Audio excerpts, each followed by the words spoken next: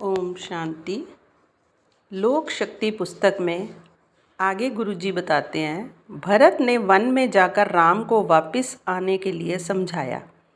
राम वापस नहीं आते थे और भरत राज्य नहीं करना चाहते थे। क्या वे दोनों राज्य चलाने में असमर्थ थे? नहीं, ऐसा नहीं था।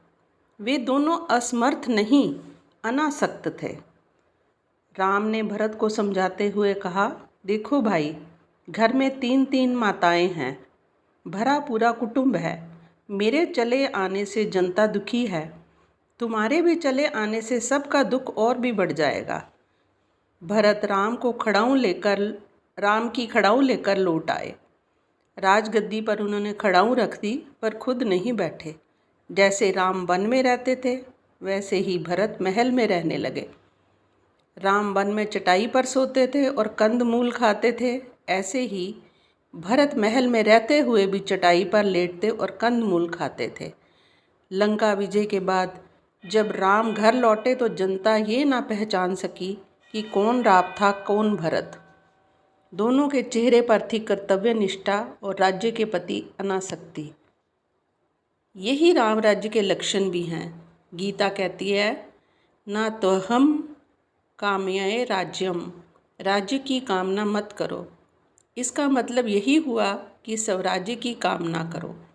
मैं पहले कह चुका हूँ कि एक वोट का अधिकार आत्मराज्य की बुनियाद है। हमको इसी बुनियाद पर बौद्धिक समानता, आर्थिक समानता तथा शारीरिक समानता लानी है। साम्यवादी भी यही कहता है, पर उसकी क्रिया उल्टी है। वह कहता है, पहले धन को बांटो, आत्मा की कोई परवाह नहीं है। सर्वोदय कहता है, पहले आत्मा की परवाह करो, तब धन बांटो।